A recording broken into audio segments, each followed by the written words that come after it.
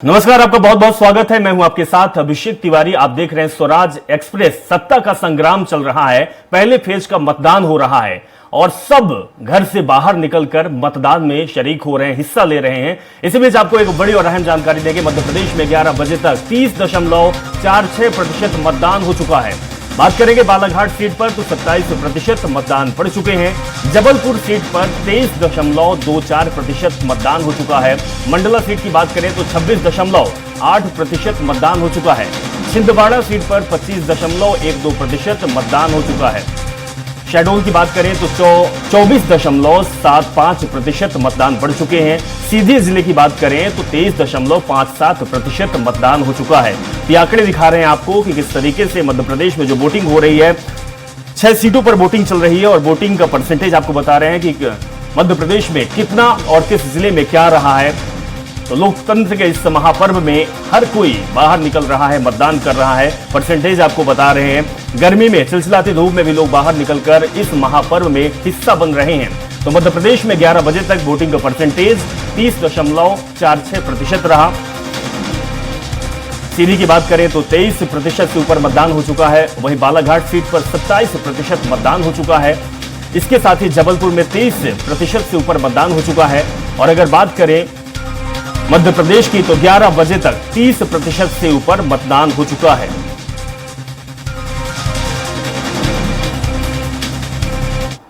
तो मध्य प्रदेश में 6 सीटों पर आज लोकसभा के पहले फेज में वोटिंग हो रही है और इसी पर चर्चा करेंगे, अपडेट भी आपको देंगे। हमारे साथ कुछ मेहमान जुड़ चुके हैं। सबसे पहले हम स्वागत करेंगे कि एस साइनी जी का बहुत बहुत स्वागत है। आपका वरिष्ठ पत्रकार हैं। प्रियंका दुबे जी हमारे साथ जुड़ चुके हैं, उनका भी बहुत बहुत स्वागत है। बीजेपी प्रवक्ता है। और विवेक त्रिपाठी जी हमारे साथ जुड़े हुए हैं, आपका भी बहुत बहुत स्वागत है। और हमारे साथ स्वराज एक्सप्रेस के editor in chief Amit Jain ji जुड़े हुए हैं। सर, आपका भी बहुत बहुत स्वागत है। अमित सर, जिस तरीके की बात सामने आई है, परसेंटेज हमने बताया कि इस तरीके से मध्य प्रदेश के लोग, इन 6 जिलों के लोग बढ़ चढ़कर हिस्सा ले रहे हैं, इससे साफ दिखाई दे रहा है कि 11 बजे तक 30% मतदान करना यानी कहीं ना कहीं मतदान प्रतिशत को बढ़ाना है। बिल्कुल, ये कहा जाए कि बीजेपी है, कांग्रेस है या चुनाव आयोग है, सबका एक ही मकसद था कि वोटिंग परसेंटेज बढ़े। और वोटिंग परसेंटेज यदि मध्य प्रदेश में देखा जाए 30% यदि हो गया है 11 बजे तक, तो कहीं ना कहीं पिछले बार का रिकॉर्ड जरूर टूटेगा। क्योंकि ये देखने में आया है, चाहे छिंदवाड़ा हो, बालाघाट जैसे इंटीरियर क्षेत्र है, मंडला है, सीधी है, तो इन सब जगह पे यदि वोटिंग परसेंटेज बढ़ रहा है तो ये एक अच्छी खबर है। क्योंकि सब लोग इसका उम्मीद भी कर रहे हैं कि भाई ज़्यादा से ज़्यादा लोग वोट करें और इसके परिणाम जो होंगे दोनों पार्टियों के लिए सुखद हो सकते हैं। तो ये देखा जाए कि इस समय हमारे साथ जो हमारे संवाददाता जुड़ेंगे उसमें बहुत सारी चीज़ें और भी साफ होगी कि स्थितियां क्या हैं। लेकिन सुबह से जिस तरह से हमने देखा था, काफ़ी कई जगह लंबी लाइनें थीं, लोगों ने वोट किया है, अपनी अपनी बात रखी है। चूंकि कांटे की टक्कर 1-2 सीटों पर जो देखने में, अभी सुनने में या बातचीत के दौरान समझ में आया कि कई जगहों पे काफी कांटे की टक्कर है। और खासतौर से मध्य प्रदेश की जो एक केंद्र बना हुआ है छिंदवाड़ा, उस पर भी चर्चा लगातार हम लोगों की जारी रहेगी। बिल्कुल सर, ये तस्वीर भी हम दिखाएंगे, संवाददाताओं से बात करेंगे, मेहमानों से भी बातचीत करेंगे। लेकिन उससे पहले हम 4 तस्वीर दिखाएंगे जहां दिग्गज वोट डालते हुए नजर आ रहे हैं। आपको टीवी स्क्रीन पर 4 तस्वीरें फ्लैश होगी जो आप देखेंगे कि मध्य प्रदेश में जो दिग्गज हैं वो वोट डालते हुए नजर आ रहे हैं। तो ये तस्वीर जो आप देख रहे हैं, तो इसमें एक बढ़ चढ़कर लोग हिस्सा ले रहे हैं। इसके साथ ही वो तस्वीर भी हम आपको दिखाएंगे जहां पर बड़े नेता जो हैं, कद्दावर नेता कहे जाते हैं, वो भी वोट करने के लिए पहुंचे हैं। तस्वीर छिंदवाड़ा से दिखाएंगे जहां प्रदेश के पूर्व मुख्यमंत्री कमलनाथ अपने परिवार के साथ वोट करने गए थे। तो चलिए चर्चा करते हैं, उसके बाद हम संवाददाताओं के पास जाएंगे। सर, जिस तरीके से वोट परसेंटेज बढ़ रहा है, छिंदवाड़ा का आपने जिक्र किया है कि छिंदवाड़ा में लगातार बीजेपी सेंधमारी की कोशिश कर रही है, लेकिन कहीं ना कहीं कमलनाथ पे भरोसा आज भी है। देखिए, यदि भरोसे की बात की जाए तो दोनों पार्टियां अपना अपना दावा कर रहे हैं। क्योंकि वहां पर जो चेहरा है, बंटी साहू के पीछे प्रधानमंत्री मोदी का चेहरा है और नकुलनाथ के पीछे कमलनाथ का चेहरा है। देखा जाए तो कांग्रेस पार्टी के चेहरे से बढ़कर कमलनाथ का चेहरा है। उनकी पत्नी अलका नाथ ने भी एक बहुत ही ज़्यादा इमोशनल एक पोस्ट अभी आया था, कल उन्होंने भेजा है। तो लेकिन सबने यही कहा है कि एक बार भरोसे की ज़रूरत है। लगातार 44 साल तक यदि कोई एक परिवार का, पार्टी के साथ साथ एक परिवार का भी कब्जा यदि उस इलाके में रहता है, गढ़ माना जाता है, तो उसको लेकर कहीं ना कहीं इस बात की चर्चा जरूर होती है कि आखिर यदि कमलनाथ के बाद उनके बेटे यदि उस सीट पर दोबारा यदि मौका मिलता है तो किस तरह से वहां पर इस बार का रिजल्ट हो सकता है। तो लेकिन बीजेपी के लिए भी वो एक बहुत चुनौती भरी हुई सीट है, क्योंकि पिछले बार के चुनाव में देखा गया है 29 में से 28 सीटें यदि बीजेपी को मिल जाती हैं, एक सीट कहीं रह जाती है, तो वही एक केंद्र बिंदु रह जाता है कि 29 में से 29 भी सीट जीतने को। लेकिन उसके अलावा भी कई ऐसी सीटें हैं जहां पर कांटे की टक्कर देखने को मिल रही है। बिल्कुल सर। सबसे पहले सवाल ले लेते हैं, हमारे पास कांग्रेस प्रवक्ता हमारे साथ जुड़े हुए हैं विवेक त्रिपाठी जी। विवेक त्रिपाठी जी, भारतीय जनता पार्टी लगातार सेंधमारी कर रही है, आपका किला ध्वस्त होने की हर कूटनीति और रणनीति अपना चुकी है भारतीय जनता पार्टी। बल्कि इसमें विवेक जी से सवाल ये भी कर सकते हैं कि विवेक जी, लगातार देखिए वोटिंग परसेंटेज बढ़ रहा है, कमलनाथ सब लोग अपील कर रहे हैं, लेकिन इस बार कमलनाथ की जगह उनके बेटे नकुलनाथ प्रत्याशी हैं और इस बार उनके परिवार की तरफ से सब उम्मीद भी कर रहे हैं। तो लगता है क्या इस बार पिछले बार का जो एक जीत थी उससे बढ़ा पाएंगे या उससे कम होगी, क्या होगा, आप लोगों का क्या आकलन है? सबसे पहले तो मैं आपके चैनल के माध्यम से लाखों लोगों से अपील करना चाहूंगा कि लोकतंत्र के इस महापर्व में अपने वोट का उपयोग जरूर करें। जिन्होंने अभी तक मतदान नहीं किया कृपया मतदान जरूर करें। फिर आपने जैसा कहा कि छिंदवाड़ा लोकसभा को लेकर भाजपा ने जिस तरीके से पूरे प्रयास किए, एक लंबे समय से भाजपा वहां इस सीट को जीतने के लिए प्रयासरत रही है, परंतु वहां की जनता ने कमलनाथ जी और नकुलनाथ जी को अपना आशीष प्रदान किया और ये आशीष उनके विकास कार्यों के एवज में उनको दिया। जिस तरीके से उन्होंने क्षेत्र का विकास किया, लोकसभा का विकास किया, वहां के युवाओं को पलायन नहीं करना पड़ता, ना शिक्षा के लिए ना रोजगार के लिए। वहां स्वास्थ्य व्यवस्था जिस तरीके से सुचारू रूप से चलाई है, कमलनाथ जी हो चाहे नकुलनाथ जी हो, जब क्षेत्र की जनता का जनादेश आया तो उन्होंने उसका निर्वहन किया। आज 6 सीटों पे मध्य प्रदेश की लोकसभा सीटों पे वोटिंग हो रही है। एकमात्र ऐसी सीट है जहां पे प्रत्याशी अपने काम के आधार पर वोट मांग रहा है, वो छिंदवाड़ा है। बाकी की 5 लोकसभा सीटों पे आपने देखा जिस तरीके से मंडला में वहां के जो प्रत्याशी है उनको तो विधानसभा चुनाव में जनता ने नकार दिया था।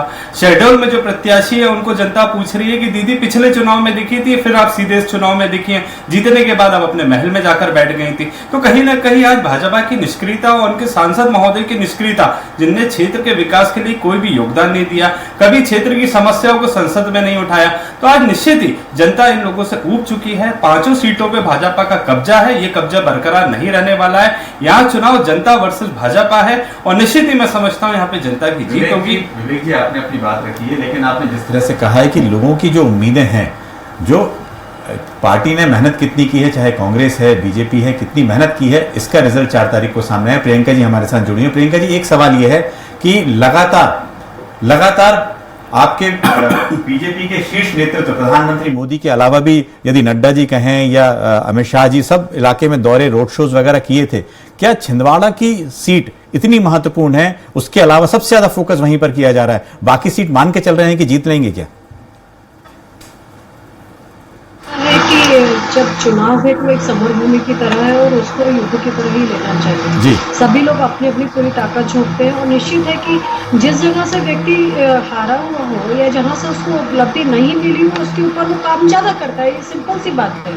जहाँ पे व्यक्ति कमजोर अपने आप को महसूस कर रहा होता है, यहाँ लगता है कि वहां से उनको जीत हासिल करनी चाहिए, क्योंकि पिछली बार जैसा आप तो खुद भी जानते हैं कि 28 सीट हमारे पास में थी और जिस तरह का विधानसभा में भी लोगों ने जैसे हम लोगों को बस विश्वास जताया, तो उम्मीद है कि इस बार भी हम लोकसभा में 29 की मुद्दे पर संकल्प लेके चले, तो वो संकल्प में सिर्फ एक छिंदवाड़ा सीट ऐसे भी जिससे आमतौर और मुद्दे का परचम लहरा रहा था।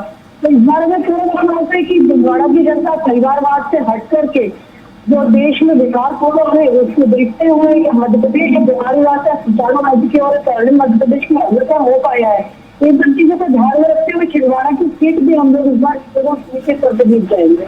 बिल्कुल बिल्कुल, आपने अपनी बात रखी है। शाइनी जी, आप लंबे समय तक आपने मध्य प्रदेश के चुनाव को देखा है, देश के भी कई चुनाव को आपने कवर किया है, कई जगह पे कवर किया है। आपको लगता है कि इस बार मध्य प्रदेश में अब देखने को जो मिल रहा है कि एक चेहरा मोदी की गारंटी, सिर्फ मोदी की गारंटी, बीजेपी यदि उनके दूसरे नंबर के नेता भी जाते हैं तो सिर्फ मोदी की गारंटी की बात करते हैं, लेकिन कांग्रेस में ऐसा नहीं है। वो गारंटी की बात नहीं, उनके अपने प्रत्याशी जैसे कमलनाथ हैं वो अपने स्तर पर लगे हुए हैं। कई जगह संगठन की जो अभी बीच में चर्चा में आए, संगठन के पीछे कुछ प्रत्याशियों ने कहा कि संगठन पीछे इतना सपोर्ट नहीं कर रहा। आप क्या देखती हैं इस पूरे मध्य प्रदेश के 6 सीटों पर?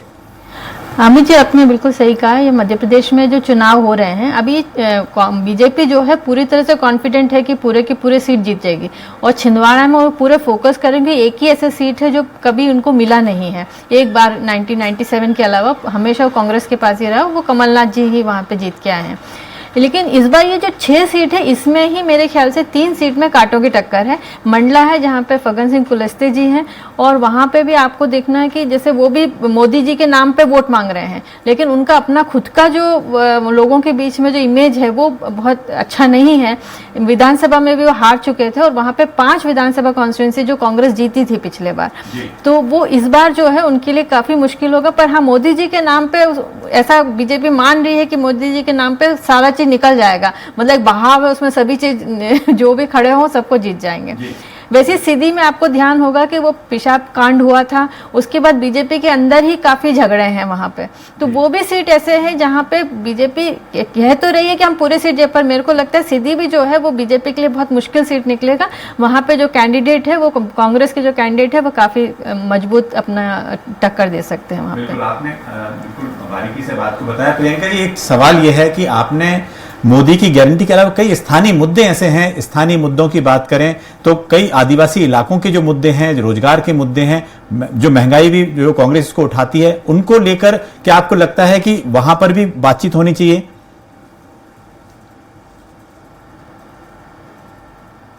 जी प्रियंका।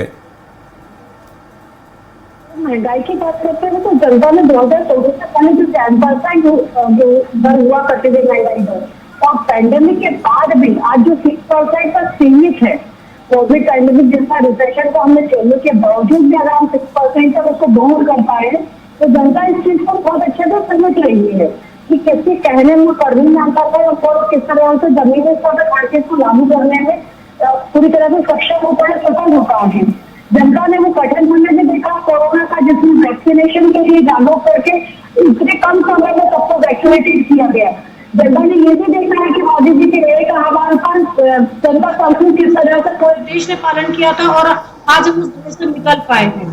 जनता बेरोजगारी की अगर हम बात करते हैं तो 16 करोड़ लोग जो आज स्टार्टअप्स और दूसरी चीजों के माध्यम से ईपीएफओ में रजिस्टर्ड हुए, जनता को वो भी ध्यान में है। तो मोदी जी की गारंटी के ऊपर उनकी कहने और जो करने की बात अगर हम करते हैं तो भारतीय जनता पार्टी के मैनिफेस्टो के अगर जो विषय लेकर के चलते अगर हम बात करते हैं, चाहे आर्टिकल 370 हो, राम जन्मभूमि हो, ट्रिपल तलाक हो, महिला का नारी बंधन अधिनियम हो, तो जो उन्होंने कहा और वो जो लागू किया है इस पे जनता का पूरा विश्वास है, उसको जनता पूरी तरह से देख रही है। और इस एक जो दूसरी पार्टी है या हम जिसको कहें गठबंधन है, जो खुद नेतृत्व विहीन है, जिनकी दिशा कुछ भी तय नहीं हो पा रही है, जिसके पास में एक नेतृत्व मजबूत नहीं है, तो जनता ऐसे नेतृत्व विहीन गठबंधन को या हम कहें नेतृत्व विहीन पार्टी को कहीं से भी मतलब मेरे ख्याल से तो वोट नहीं देती है। उनको एक स्थायी सरकार चाहिए होती है और स्थायी सरकार के बेनिफिट्स उन्हें दिख रहे हैं कि आज 5वीं अर्थव्यवस्था के तौर पे भारत उभरा और अब 3री की ओर अग्रसर है। तो ये सब चीजों को अगर कैलकुलेट जनता करती है। प्रियंका जी, बड़ा गठबंधन एनडीए के साथ भी है, जो इंडिया गठबंधन उसके साथ भी है, गठबंधन की सरकारें, ठीक है, बीजेपी एक मैंडेट की ओर पिछले बार भी थी, लेकिन उनके साथ भी एक बड़ा गठबंधन रहा है। विवेक त्रिपाठी जी, एक सवाल जो बार बार उठते आ रहा है कि कांग्रेस के पीछे, जो उम्मीदवार के पीछे एक संगठन की जो दौड़ होती है, वो उसको लेकर, क्योंकि मुद्दे उठाना, जो आप महंगाई की बात है, बेरोजगारी की बात है, उन मुद्दों को जनता तक पहुंचाना, जनता के मुद्दे उठाना, कहां चूक रह जा रही है? आखिर चर्चा सिमटकर एक सीट पे क्यों है? आपकी चर्चा जो है पूरी 29 सीटों पे क्यों नहीं हो पाती है? लेकिन इससे कुछ छिंदवाड़ा एक बहुत बड़ा टास्क था भाजपा के लिए कि छिंदवाड़ा जीतना है, कैसे भी जीतना है। 15 दिन से मुख्यमंत्री महोदय लगे हुए थे, कैलाश विजयवर्गीय जी लंबे समय से वहां पर रहे। आपके नेतृत्व से भी लग सकते हैं, किसी ने रोका किसी को नहीं है, कोई व्यक्ति कहीं भी जा सकता है। मैं बताता हूँ ना, उसी हमारे संगठन को तोड़ने के लिए दबाव भी डाला गया, प्रभाव भी डाला गया, प्रलोभन भी दिया गया, कई लोगों को भाजपा में ज्वाइन भी कराया गया। आज परिणाम स्वरूप क्या हुआ? हमारे महापौर विक्रम महाके को छिंदवाड़ा में भाजपा ने ज्वाइन कराया दबाव डाल के। आज विक्रम महाके नकुल नाथ जी के लिए समर्थन में वोट की अपील कर रहे हैं। आपने वीडियो देखा कि नहीं देखा मुझे नहीं जानकारी है। सुबह विक्रम महाके कांग्रेस में वापस आ चुके हैं। तो ये दिखा रहा है कि जनता की आवाज पे, जनता के द्वारा चुने हुए महापौर को आप दबाव डाल के अपने पक्ष में तो ला सकते हैं, परंतु जनता की आवाज को सुनकर उन्होंने पुनः वापस नकुल नाथ जी के समर्थन में जिस तरीके से वोट डाला है, तो ये भाजपा के अभिमान को तोड़ने का कार्य नकुल नाथ जी और विक्रम महाके ने वहां पे किया है और जनता ये जवाब देकर रहेगी। बाकी काफी देर हो चुकी, विक्रम महाके जब तक जागे हैं, लगता है आधी वोटिंग हो भी चुकी है। साइनी जी, आपसे आप लगातार, मैं ये इसलिए जिक्र कर रहा हूं क्योंकि आपने देखा, अब विक्रम महाके की बात हुई, जोर जबरदस्ती से वो अपने अपील कर रहे हैं कि नकुल नाथ को वोट दीजिए। इस तरह की जो वीडियो आया है वो दबाव में था कि पहले दबाव था, कैसे माना जाए? अब तो समझ में नहीं आता है कि इतने सारे नेता यदि कांग्रेस से बीजेपी गए हैं, आखिर किसके पीछे ही कहानी क्या रही है? अमित जी, कांग्रेस से कई लोग छोड़ के बीजेपी में गए हैं और आपने देखा होगा मध्य प्रदेश में इसकी संख्या बहुत ज्यादा है जी।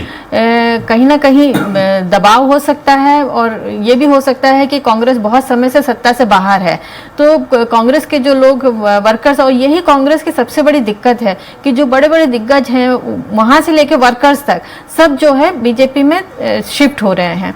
अब वो एकाध कोई वापस आ जाए ये अलग बात है, पर संख्या के हिसाब से आप देखेंगे तो जो बीजेपी की तरफ जो गए हैं वो संख्या ज्यादा है।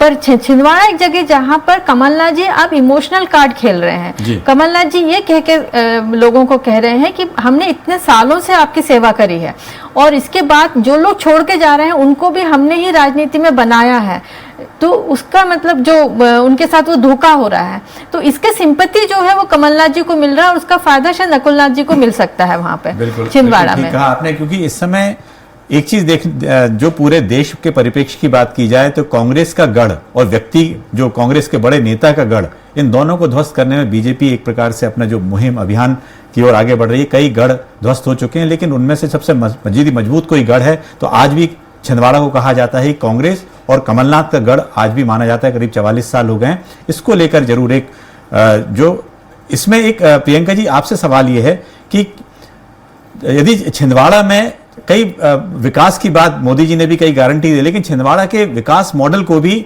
वहां की जनता मानते आई है इतने बार से जी, उसको कैसे अब जी करना चाहूंगी। 7 विधानसभा जो है वो छिंदवाड़ा में आती है। अगर पिछले लोकसभा इलेक्शन का अगर हम कैलकुलेशन देखते हैं तो 4 विधानसभाओं के रिजल्ट अगर देखा जाए लोकसभा इलेक्शन के समय तो जिसमें भाजपा ने लीड लिया था और 3 विधानसभा में जो थी वो कांग्रेस आगे थी। उसके अकॉर्डिंगली अगर हम बात करें तो जो डिफरेंस था इनका 37,000 मात्र रह गया था बटी जी में और कमलनाथ जी के डिफरेंस की अगर बात करते हैं। और ये जो डिफरेंस अगर आप कैलकुलेटिवली देखेंगे 7-10 साल कम होता चला गया। भारतीय जनता पार्टी आगे बढ़ती चली गई और कमलनाथ जी वो थोड़ा कम मार्जिन होते होते 37,000 तक सीमित हो चुके हैं। ये बहुत ज्यादा मार्जिन नहीं माना जाता है। जिस तरह से भारतीय जनता पार्टी का कार्यकर्ता जमीनी स्तर पर कार्य करता है और लोग जो परिवारवाद से चिढ़ चुके हैं, निश्चित तौर पे वो इस चीज का जवाब देंगे। अगर इन्होंने इतने ही विकास कार्य और इतने ही विकास मॉडल अपने छिंदवाड़ा में लागू किया था तो भावनात्मक अपील करने की मेरे ख्याल से कमलनाथ जी को आवश्यकता नहीं होनी चाहिए।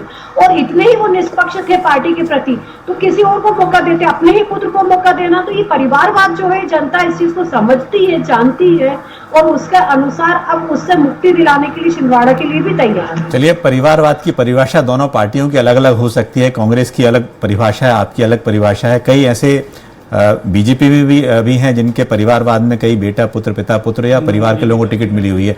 ठीक है विवेक जी जी सर, मैं जिक्र कर लेता हूं। परिवारवाद की बात आई, बालाघाट में बीजेपी से भारती पारधी हैं जो उम्मीदवार हैं, तो दूसरे पूर्व विधायक अशोक सारस्वत के बेटे सम्राट सिंह भी हैं। मतलब कहीं न कहीं पिता को ताक में रखकर बेटों को मैदान में उतारा गया है। सर, लड़ाई कितनी दिलचस्प हो जाती है कि पिता के चेहरे पर उनके किए हुए कामों पर बेटे को निकलना। हमने नकुलनाथ को देखा है, हमने सम्राट को भी देखा है, वो भी चुनावी मैदान में है। देखिए, इस पूरे परिप्रेक्ष्य में यदि सबसे इंपॉर्टेंट चीज है कि यदि मतदान प्रतिशत बढ़ता है, जनता का पार्टिसिपेशन बढ़ेगा, तो जरूर इसमें कहीं आंकड़े या जो जिसकी उम्मीद है उसके हिसाब से आगे बढ़ेगा। एक चीज और है, बीजेपी जो इस समय लगी हुई, बीजेपी अपने मार्जिन को आगे बढ़ाने में, कई नेताओं से बात होती है, वो अपने मार्जिन को बढ़ाने में लगे हुए हैं। वो कहते हैं कि यदि पिछले बार 3 लाख है तो 5 लाख, 5 लाख है तो 8 लाख, इस तरह लगे हुए। विवेक त्रिपाठी जी ये बताएं, कांग्रेस इस समय कितनी सीटों की उम्मीद करती है मध्य प्रदेश में, कैसे करती है? देखिए, आज जो 6 सीटों पे मतदान हो रहा है, निश्चित ही इसमें हम 4 से ज्यादा सीटें जीतेंगे। छिंदवाड़ा निश्चित ही जनता फिर से नकुलनाथ जी के भरोसा जताएगी। मंडला में भाजपा के प्रत्याशी को विधानसभा चुनाव में जनता ने आईना दिखाने का काम किया।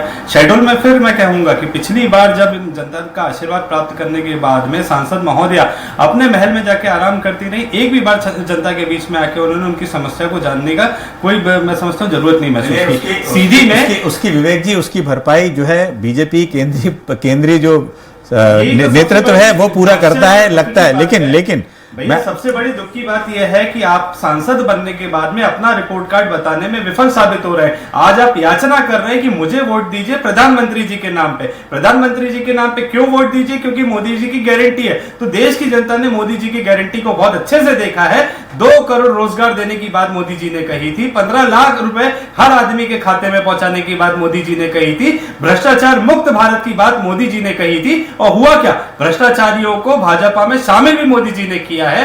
भ्रष्टाचार मुक्त भारत की बात करते थे, सत्ता में आने के बाद कांग्रेस मुक्त भारत का सपना देखने लगे और आज स्थिति यह है कि कांग्रेस युक्त भाजपा है। तो निश्चित ही आज भाजपा का कार्यकर्ता पार्टी के समर्थन में काम करने से पीछे हट रहे हैं। उसका कारण संवाददाताओं को लगातार जोड़ रहे हैं, कोशिश कर रहे हैं। संवाददाता भी हमारे छिंदवाड़ा से, जबलपुर से और बाकी क्षेत्रों से जुड़े। जब तक साइनी जी आपसे एक सवाल ये है कि जिस ये बात जो हो रही है कि मोदी की गारंटी, बाकी जो उम्मीदवार है, क्या उम्मीदवार पहले ये होता था कि कम से कम ठीक है केंद्रीय नेतृत्व का अपना एक चेहरा और एक अपनी साख होती है, लेकिन उम्मीदवार के हिसाब से भी चयन किया जाता है कि हम कई बार सुबह से कई बार मतदाताओं ने इस तरह से बातचीत भी की है। आपको लगता है कि इस बार जो है सिर्फ एक ही फैक्टर है, एक ही मैजिक है, मोदी मैजिक है, या उसके अलावा भी आप जनता कई जगह पे बदलाव कर सकती है? अमित जी, मुझे लगता है, जहाँ तक मेरा ख्याल है, कि बीजेपी ने इसको एक राष्ट्रवाद और हिंदुत्ववाद का चुनाव बना दिया है कि तो वो जब हिंदुवाद और राष्ट्रवाद आता है तो सिर्फ सेंटर पे फोकस होता है जहाँ पे मोदी जी बैठे हैं। तो वो बाकी जो लोकल इश्यूज हैं वो उन लोग उससे ध्यान भटका रहे हैं कि मतलब सिर्फ राष्ट्रवाद हिंदुवाद करके। और दूसरी तरफ कांग्रेस है तो कांग्रेस इसको महंगाई और इन्फ्लेशन, बेरोजगारी, इन मुद्दों को इश्यूज बना रही है। अब देखना ही है कि जनता इस चीज को किसको ज्यादा महत्व देती है कि जब वो लोकल इश्यूज होते हैं, जब विधानसभा चुनाव है और लोकल चुनाव होते हैं तो वहां पे ये मुद्दे तो काम करते हैं, पर ज्यादातर क्या होता है कि जब एक स्ट्रांग लीडर का जो प्रोजेक्शन होता है, जिस तरह से बीजेपी करे कि हमारे पास एक स्ट्रांग लीडर है जो कि आप सुरक्षा को देख के कर लो या जो भी मतलब देश का एक नेशनलिज्म है, तो उस वजह से मोदी का जो चेहरा है वो ज्यादा चल रहा है। साइनी जी एक चीज और हमने देखी है कि 2014 का समय दूसरा था, 2019 में भी मोदी का मैजिक चला, लेकिन 19 से 24 तक में प्रधानमंत्री मोदी के लिए कुछ तो चैलेंजिंग रहा। कोरोना काल आया, त्रासदी आया, लाशों की ढेर लगी, दवाइयों की किल्लत हुई, ये दौर भी देखा है, बेरोजगारी का दौर भी देखा है, बॉन्ड, अभी इलेक्टोरल बॉन्ड की बात चल रही थी, इसमें घोटाले की बात चल रही है, महंगाई की बात लगातार चल रही है, और जनता जो होती है वो अपने मतदान के समय ही चीजों को बुनाती है। क्या प्रधानमंत्री मोदी की उपलब्धियों के साथ इन नाकामियों को भी जनता भुनाएगी वोटिंग करते समय? बिल्कुल आपकी बात सही है कि बहुत सारे नाकामियां रही हैं, पर बात यह है कि ऑपोजिशन लीडर इसको कितने अच्छे से प्रेजेंट कर पाती है। ये तो चुनाव के बाद जब रिजल्ट आएगा तो ही पता चलेगा। और जिस तरह से लोग अब निकल के बाहर आ रहे हैं, जो वोटिंग परसेंटेज दिख रहा है, तो एक डिसाइसिव वोटिंग की तरफ जाते हुए दिख रहा है।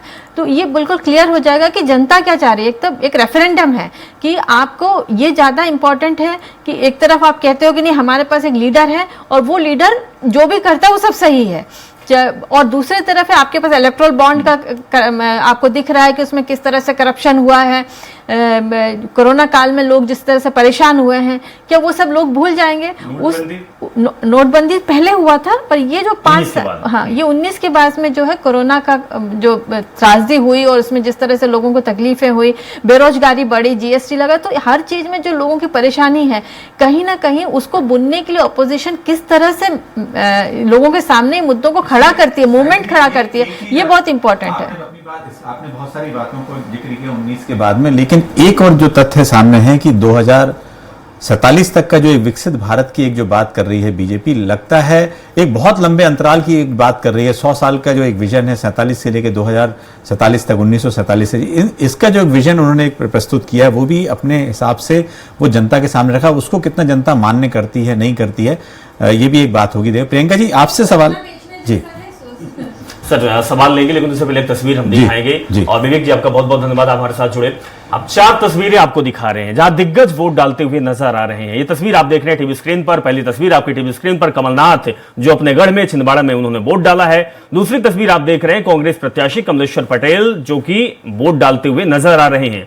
तीसरी तस्वीर भी आपकी टीवी स्क्रीन पर है जहां पर भाजपा प्रत्याशी आशीष दुबे ने मतदान किया है। और चौथी तस्वीर आपकी टीवी स्क्रीन पर राज्यसभा सांसद विवेक तन्खा ने मतदान किया है। सर, जिस तरीके से तस्वीर 4 हम दिखा रहे हैं दर्शकों को, बड़े दिग्गज अपने वोट डालने के लिए पहुंचे हुए हैं, कहीं ना कहीं ये तस्वीर लोगों को एक संदेश देती है कि हर कोई एक समान है, मतदान हर किसी को करना है और मतदान आप करेंगे तो आपका भविष्य सुधरेगा और संवरेगा।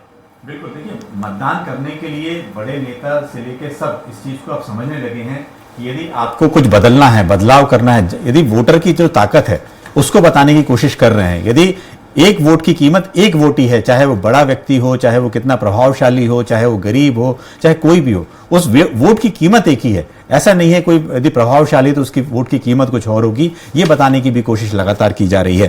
तो ये है इस समय हमारे साथ कुमार संदीप जुड़े हैं छिंदवाड़ा से और उनसे हम बात करेंगे। संदीप, आपको आवाज आ रही है?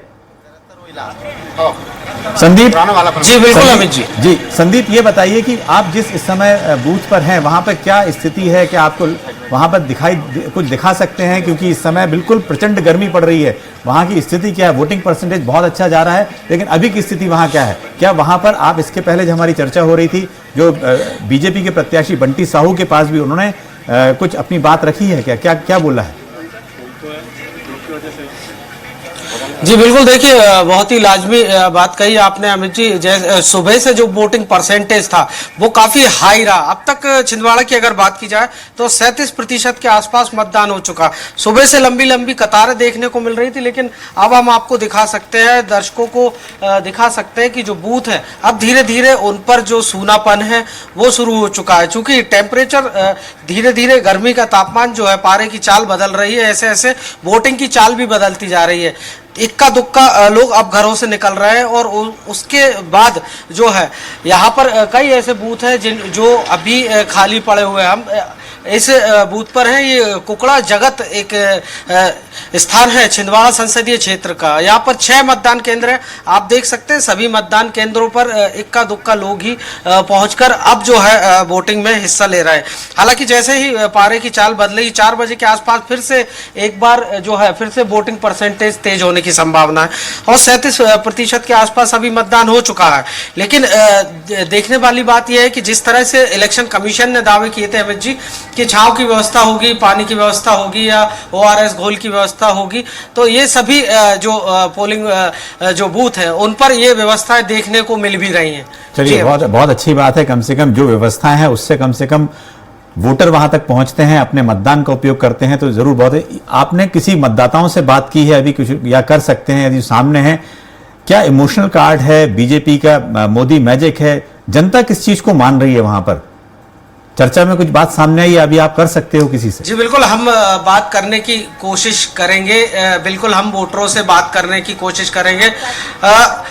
आज मतदान का दिवस है, क्या कितना उत्साह, क्या देखते हैं कि क्या मुद्दे हैं आपके सामने वोट करने से पहले? सब मुद्दे क्या तो नहीं बोल सकता, लेकिन ये एक हमारा राष्ट्रीय त्यौहार है वोटिंग करना, और हमारा प्रथम कर्तव्य है कि हम अपने प्रति इसमें उत्साह से भाग ले।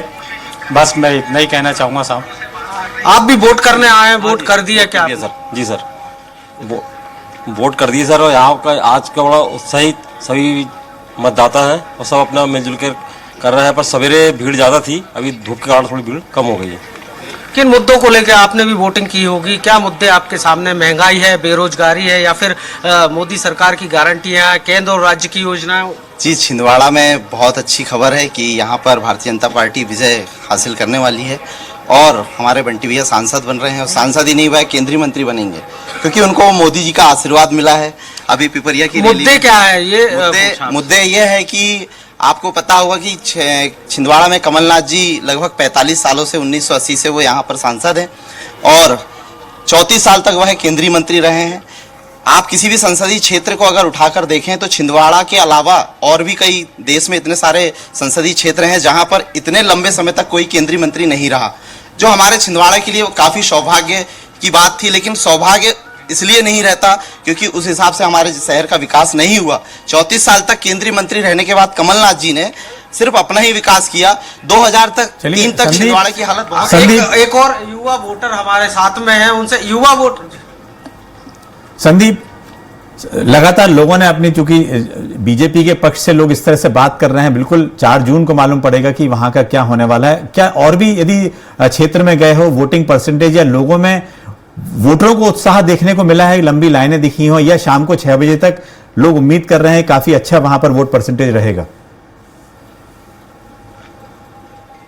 जी बिल्कुल, सीधे तौर पर सभी वोटिंग तो जारी है अमित जी, और सुबह से जो वोटिंग ट्रेंड था अब वो धीरे धीरे कम होता हुआ दिखाई दे रहा है। लंबी कतारें थी, लोग जो है वॉक पर निकले हुए थे या फिर कोई बाहर जा रहे थे, उससे पहले वोट करना था उन्हें, वोट करते हुए जा रहे थे। लेकिन अब धीरे धीरे जो है वो वोटिंग में असर जरूर गर्मी का दिखाई दिया है।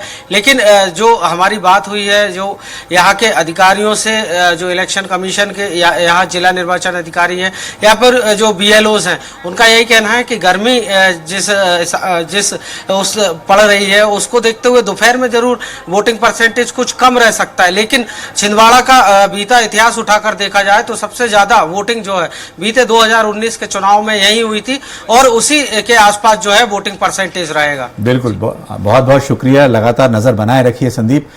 प्रियंका जी हमारे साथ हैं।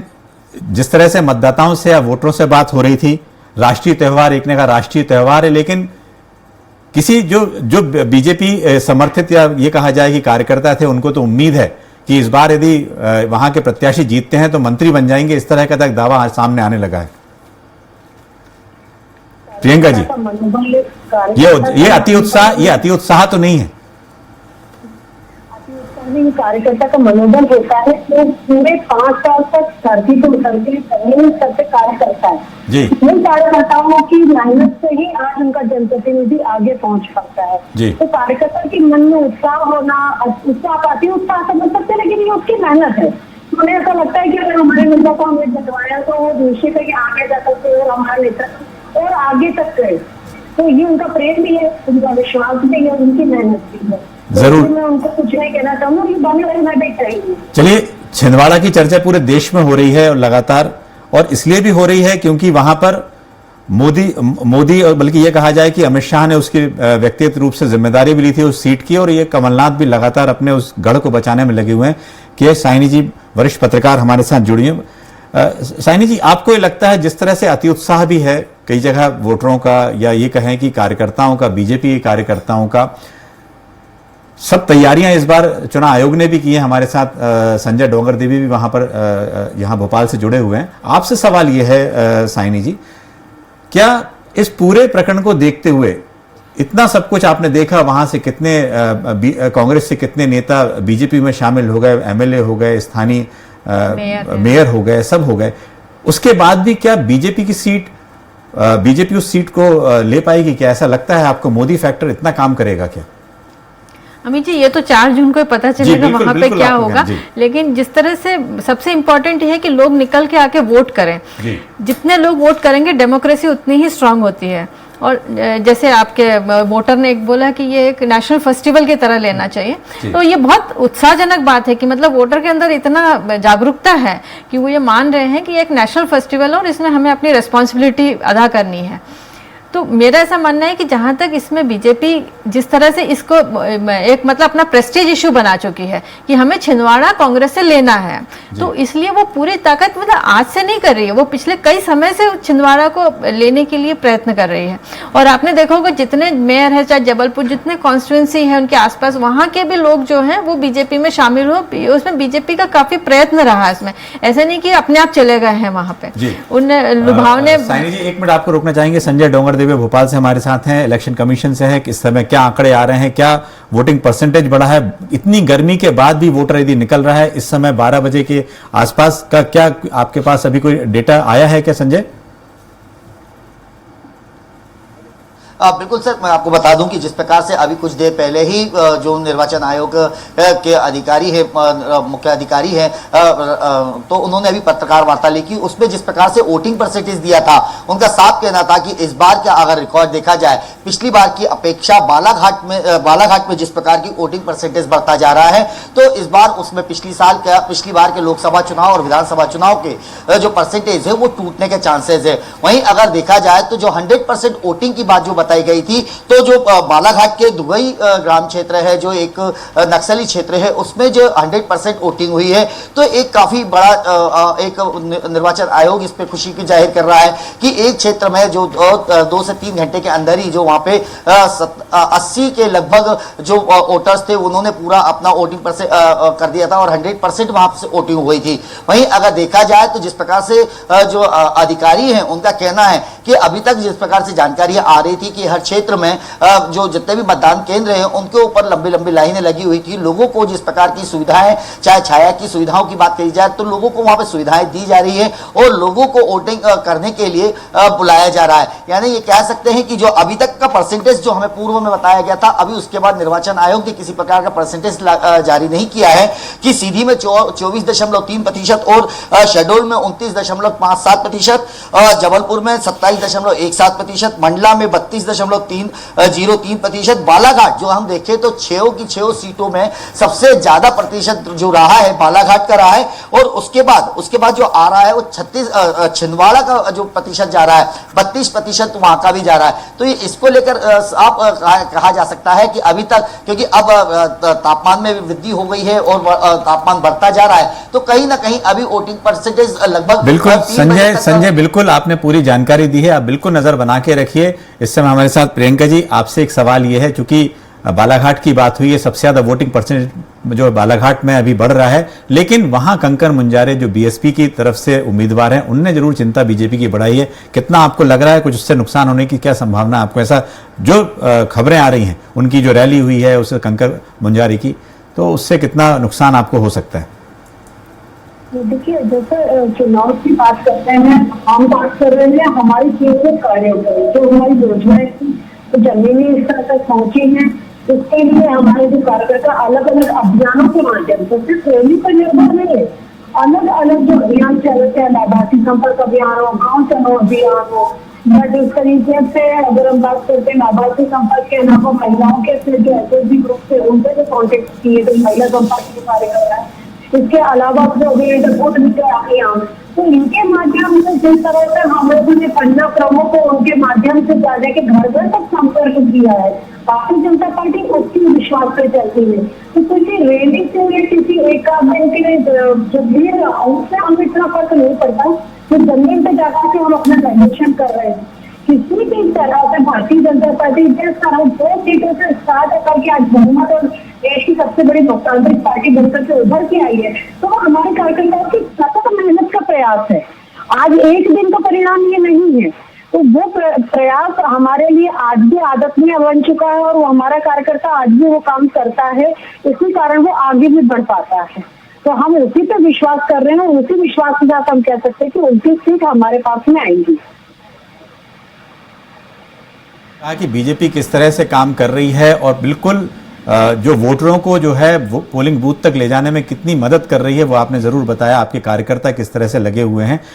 सवाल यह है साइनी जी, आपने भी सुना बीजेपी लगातार कहते हैं कि बीजेपी तो पूरे समय चुनावी मोड में ही रहती है। लगातार देखा जाए तो उनका हर दिन का एक कार्यक्रम बिल्कुल नेताओं का, कार्यकर्ताओं का बिल्कुल निश्चित होता है।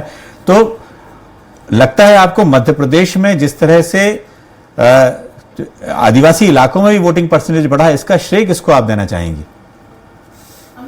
सबसे बड़ा श्रेय तो इलेक्शन कमीशन को जाना चाहिए, क्योंकि जिस तरह से एडवर्टाइजमेंट के थ्रू और प्रचार के थ्रू जिस तरह से इन्होंने लोगों को आकर्षित किया है।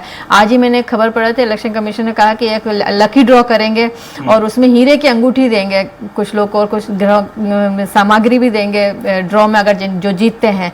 तो इस तरह से जो मतलब एक अट्रैक्ट करने की कोशिश की। जैसे गर्मी बढ़ रही है, इतनी तेज गर्मी पड़ रही है, भोपाल में फिर भी कम, बाकी जगहों तो बहुत तेज गर्मी है। चलिए, आपने कहा गर्मी पड़ रही है और गर्मी में हमारे जो संवाददाता हैं, ब्यूरो चीफ हैं अरविंद दुबे जी, जबलपुर से जुड़े हुए हैं, उनसे चर्चा करते हैं। क्या आपने सुबह से लगातार नजर बनाए हुए हैं, लंबी लंबी लाइनें भी आपने दिखाई है, इस समय लगता है आपके साथ कुछ मेहमान भी हैं साथ में खड़े हुए हैं।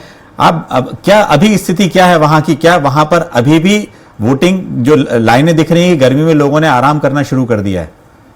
अमित जी, जबलपुर में यदि देखें तो सभी मतदान केंद्रों में जबरदस्त लाइनें हैं और गर्मी का असर फिलहाल मतदाताओं के ऊपर पड़ता हुआ नजर तो नहीं आ रहा है जी। यदि गर्मी से सबसे ज्यादा परेशान होते हैं तो बुजुर्ग होते हैं और ज्यादातर जो युवा वर्ग है वो थोड़ा सा धूप को अवॉइड इसलिए करना चाहता है कि कहीं उन्हें कोई दिक्कत ना आए, कोई उनके चेहरे पर परेशानी ना होने पाए। लेकिन आप देख सकते हैं कि मेरे साथ यूथ यहाँ पर मौजूद है और ये वो खुद वोट करने के लिए यहाँ पर यूथ मौजूद है। हम उनसे ही जानना चाहते हैं कि क्या गर्मी के इस तेज गर्मी में आप लोग निकले घर से बाहर वोट करने के लिए? लगा नहीं कि शायद गर्मी है, अर्ली मॉर्निंग में हम कर लेते या इवनिंग में, दोपहर में आए आप लोग? वोट देना एक बहुत इंपॉर्टेंट रिस्पॉन्सिबिलिटी है। उसमें धूप, सर्दी, गर्मी ये सब ना ही देखे तो बेटर है, क्योंकि वोटिंग अगर एक ऐसी रिस्पॉन्सिबिलिटी है कि वो सब इक्वली पूरा करें, तो इसलिए दोपहर में आपकी फैमिली के और भी मेंबर्स आए। अरविंद जी, युवाओं से, आपने महिलाओं से, युवाओं से मुद्दे की भी बात कीजिए कि आखिर मुद्दा उनके मन में ऐसा क्या था जिस आधार पे उन्होंने वोट दिया है? जैसी समय मिला हम आए देने के लिए। एक जो हम लोग जानना चाहते हैं आपसे बातचीत की कौन सा मुद्दा है जिस मुद्दे को लेकर आप यहाँ वोट करेंगे? पूछना तो नहीं चाहिए, लेकिन यदि आप किसको वोट करेंगे नहीं पूछ रहे हैं, मुद्दों को जानने की कोशिश कर रहे हैं। लगता है कौन से मुद्दे इंपॉर्टेंट हैं इस वक्त देश में? जैसा अभी काम चल रहा है वो तो अच्छा ही हो रहा है गवर्नमेंट की तरफ से, लेकिन कुछ और इम्प्रूवमेंट की अभी गुंजाइश है। तो आगे जा करके भारत देश का नाम और ऊंचा देखना चाहेंगे। और जो खास करके अगर जबलपुर की बात की जाए तो जबलपुर में भी अभी कुछ और डेवलपमेंट होने की जरूरत है और अच्छी रोड बनने की जरूरत है, अच्छी कनेक्टिविटी। आप डेवलपमेंट पे ज्यादा जोर दे रही हैं। आपको लगता है कि जो अनएम्प्लॉयमेंट है जो यूथ में, वो कहीं ना कहीं बड़ा रीजन है? बहुत कौन सा मुद्दा मानती है इम्पोर्टेंट? मेरा रीजन वही रहेगा, अनएम्प्लॉयमेंट जबलपुर में काफी ज्यादा स्केल पे इंक्रीज होती जा रही है, क्योंकि कोई आईटी सेंटर्स नहीं है, बिजनेस पार्क्स नहीं है, कोई डेवलपमेंट नहीं है, जॉब्स की बहुत ज्यादा प्रॉब्लम है। यूथ बहुत लो सैलरीज पे इतनी एजुकेशन के बाद भी अच्छी जॉब नहीं पा रहे हैं मजबूरी की वजह से। तो वही है कि अनएम्प्लॉयमेंट कम हो तो ऑटोमेटिकली शहर अच्छा हो जाए। लेकिन जबलपुर में एजुकेशन यदि हम देखें तो एजुकेशन का लेवल तो काफी अच्छा है, फिर भी आप मानते हैं कि अनएम्प्लॉयमेंट बहुत ज्यादा है यहाँ? जी बिल्कुल, यहाँ पे एजुकेशन सबको अच्छी मिली है, लेकिन जॉब अपॉर्चुनिटी ना होने की वजह से हम सबको जबलपुर शहर ना जाकर के किसी और शहर में जाके काम ढूंढना पड़ता है। और हमारे कहीं न सभी कहीं लोग पलायन और बेरोजगारी एक बहुत बड़ा मुद्दा है जिसको जनता जानती है और वोट आज डाल रही है, तो इन चीजों को भुनाती भी है। बहुत बहुत शुक्रिया अरविंद जी, हमारे साथ आप जुड़े। वापस आपके पास आएंगे, अपडेट लेंगे, लेकिन उससे पहले एक बताएंगे कि छिंदवाड़ा से भाजपा के प्रत्याशी विवेक बंटी साहू ने परिवार के सदस्यों के साथ सीताबाई राय प्राथमिक शाला मतदान केंद्र पहुंचकर मतदान किया है। इस दौरान बंटी साहू ने स्वराज एक्सप्रेस से खास बातचीत में कहा कि कमलनाथ और नकुलनाथ उनके लिए कोई चुनौती नहीं है। इस बार जनता मोदी की गारंटी पर वोट डाल रही है। हमारे साथ है बीजेपी के प्रत्याशी छिंदवाड़ा से विवेक बंटी साहू, उन्हीं से जान लेते हैं। सर, आप वोट करने पहुंचे हैं, पूरा शीर्ष नेतृत्व तो आपके साथ खड़ा रहा है, लेकिन कितनी चुनौती मानते हैं? कमलनाथ चुनौती है या फिर नकुलनाथ? सब साथी, कोई चुनौती नहीं है। मोदी जी का चुनाव है। छिंदवाड़े की जनता मोदी जी के सम्मान के लिए, मोदी जी के साथ देने के लिए, और छिंदवाड़े की जनता जैसे देश में विकास चल रहा है उस विकास में मोदी जी के साथ जुड़ करके भाजपा को वोट दे रही है। और छिंदवाड़े में तो रिकॉर्ड कायम हो गया। आज तक कभी शुरू के 2 घंटे में 13 से 13.5% मतदान नहीं हुआ, जो मुझे बताया गया, लेकिन आज हुआ है। ये दिखा रहा है कि जनता रात भर से जाग रही थी कि कब 7 बजे और कब मोदी जी को वोट देकर के आए। कमलनाथ जी भी विकास के दावे करते हैं, भावनात्मक अपील भी करते हैं कि आखिरी चुनाव है, उनका विकास उन्होंने किया है इतने सालों में। विकास किसका हुआ? 800 करोड़ रुपए की संपत्ति के मालिक कैसे बन गए नकुलनाथ जी? 3-3 हेलीकॉप्टर से प्रचार कर रहे हैं, हजारों लाखों करोड़ रुपए की संपत्ति के मालिक रहे। ये विकास है। आज हमारे आदिवासी को आप अपमानित कर रहे हैं। आपके मन में जो आदिवासियों के प्रति नफरत और जहर है वो दिखा रहे हूँ।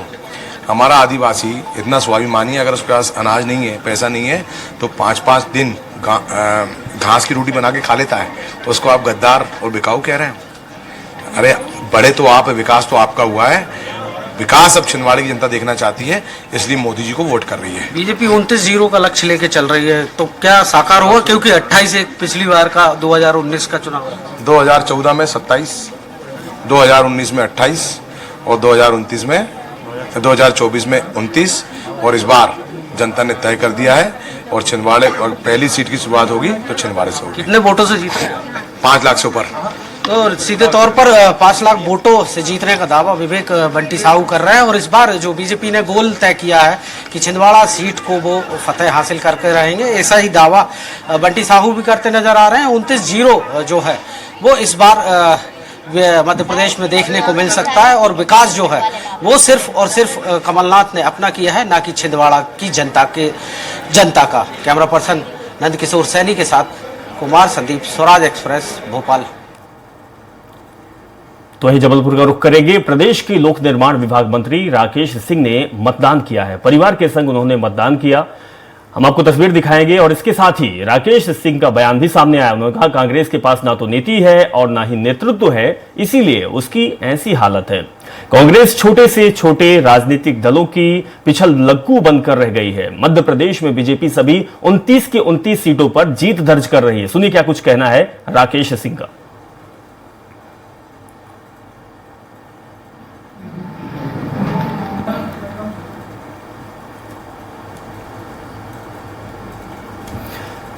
तो ये हम तस्वीर आपको दिखा रहे थे। राकेश सिंह है जो कि कैबिनेट मंत्री हैं मध्य प्रदेश के, इन्होंने मतदान किया और इसके साथ ही इन्होंने कांग्रेस पर हमला भी बोला है। साइनी जी आपके पास आऊंगे। एक सवाल ये है कि प्रधानमंत्री मोदी जिस तरह के हमारे एडिटर इन चीफ अमित सरबौत कर रहे थे कि 2047 का लक्ष्य प्रधानमंत्री मोदी लेके चल रहे हैं, विकसित भारत का ही लक्ष्य है, लेकिन समझना भी होगा कि जिस तरीके से प्रधानमंत्री मोदी ने 2014 में 2 करोड़ रोजगार की बात कही थी, रोजगार बेरोजगारों की परसेंटेज 29.1 पहुंच चुका है देश में, यानी बेरोजगारी दर लगातार बढ़ रही है। इसके साथ ही प्रधानमंत्री मोदी जो बड़े बड़े विज्ञापन और बड़ी बड़ी बातें करते हैं कि आवास हमने दिया है, स्वच्छता, आवास और इसके साथ ही आहार, मतलब 80 करोड़ लोगों को भोजन दिला है। विकसित भारत की हम परिकल्पना करते हैं, सपने देखते हैं, लेकिन समझने की जरूरत यह है साइनी जी कि 80 करोड़ लोग अभी भी 2 वक्त की रोटी नहीं खा पा रहे हैं, जिन्हें हम मुफ्त में राशन दे रहे हैं। क्या इसी तरीके से देश आगे बढ़ पाएगा? क्या विकसित भारत बन पाएगा? ये आपने बिल्कुल सही पॉइंट उठाया है कि जब हम 80 करोड़ लोगों को खाना मुफ्त में दे रहे हैं, इसका मतलब वो अपने सक्षम नहीं है भोजन में प्राप्त करने के लिए या कमा के खाने के लिए। तो कहीं ना कहीं नौकरी, बेरोजगारी, इन्फ्लेशन, महंगाई, ये सब एक बहुत बड़ा मुद्दा है। पर बात ये है, मैं ये बोलूँगी कि लोग जो हैं वो क्या है, इमोशनल कार्ड्स पे वोट कर रहे हैं या दिमाग से वोट कर रहे हैं। बहुत इंपॉर्टेंट हो जाता है कि आप अपने जो ज़रूरतें हैं, सड़क है, बिजली है, पानी है, भोजन है, खाना है, नौकरी है, इन इश्यूज को मद्देनजर रख के आप किसी को वोट करते हैं। आपके यहाँ के जो सांसद बनते हैं वो आपके कितना समय देते हैं, आपके यहाँ आते हैं, उनकी क्या छवि है, या कि आप सिर्फ एक नेता को, जैसे मोदी जी हैं, उनको चेहरे पे आप वोट करेंगे। अब एक और चीज बहुत इंपॉर्टेंट होता है, किस तरह से आप लोगों को बाहर निकालते हैं। आपने देखा होगा कि बीजेपी के जो वर्कर्स हैं वो इस मामले में बहुत ज़्यादा एक्टिव रहते हैं।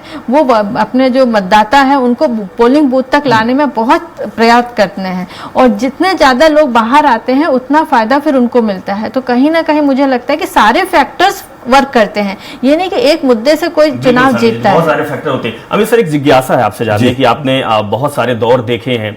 हमने देखा है 2004 में, जब उससे पहले उस समय के प्रधानमंत्री अटल बिहारी वाजपेयी थे, एक तरफा राज होता था उनका, हर किसी का नाम, मतलब हर कोई उनका नाम अपने जुबान पे रखता था।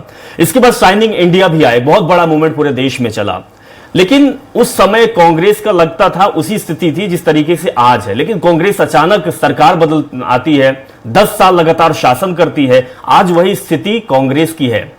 क्या नहीं लगता कि प्रधानमंत्री मोदी या फिर भारतीय जनता पार्टी जो दावे वादे कर रही है कि 400 पार जाएंगे, कहीं अति उत्साह तो नहीं है? कहीं वही खामियाजा तो नहीं भुगतना पड़ेगा जो वाजपेयी सरकार में भुगतना पड़ा था 2004 में? अभिषेक, दोनों स्थितियों में काफी अंतर है। उस समय बिल्कुल शाइनिंग इंडिया की जो बात कर रहे हैं 2004 में जिस तरह से हुआ था, और अभी की जो बात है, उस समय इतना बहुमत अटल बिहारी सरकार में भी उस समय नहीं था। और इस समय जो है दो बड़े मुद्दे थे जो लगातार पिछले 30-35 साल से और भी पुराने, बीजेपी ने जब से 80 के बाद से उन मुद्दों को लगातार लिया है, चाहे वो राम मंदिर का हो, 370 का हो।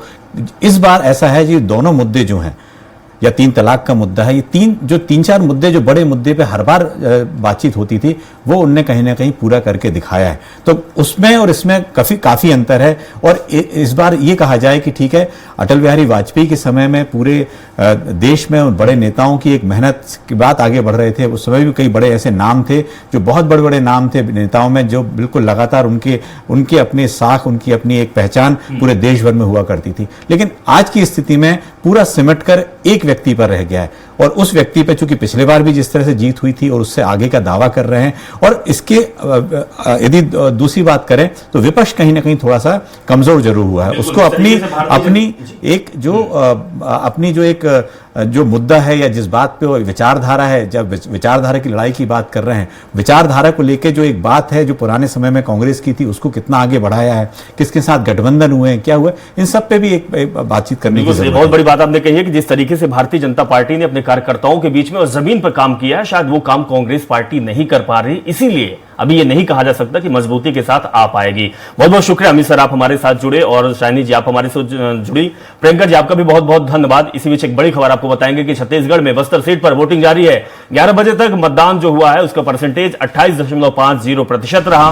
बीजापुर की बात करें तो 17.11% मतदान हो चुका है। चित्रकूट में 35.81% मतदान हुआ। दंतेवाड़ा में 27.5% मतदान हुआ। जगदलपुर की बात करें तो 29% से ऊपर मतदान हो चुका है। कोंडा गांव में भी मतदान का प्रतिशत है वो लगातार बढ़ रहा और यह आंकड़ा 35% के ऊपर हो चुका है। कोंटा में 15% मतदान हुआ है। हालांकि ये इलाका नक्सली इलाका कहा जाता है, इसलिए परसेंटेज थोड़ा कम है। नारायणपुर की बात करें तो 27.8% मतदान हो चुका है। तो छत्तीसगढ़ की एक सीट पर लोकसभा चुनाव हो रहा है। छत्तीसगढ़ की बात करें तो 11 लोकसभा सीटें हैं, जिसमें से एक सीट है बस्तर। बस्तर में चुनाव हो रहा है और सबसे बड़ी बात है कि नक्सली प्रभावित एरिया है, आदिवासी इलाका है, लेकिन फिर भी लोग बढ़ चढ़ कर हिस्सा ले रहे हैं और वोटिंग का जो परसेंटेज है वो लगातार बढ़ता हुआ दिखाई दे रहा है।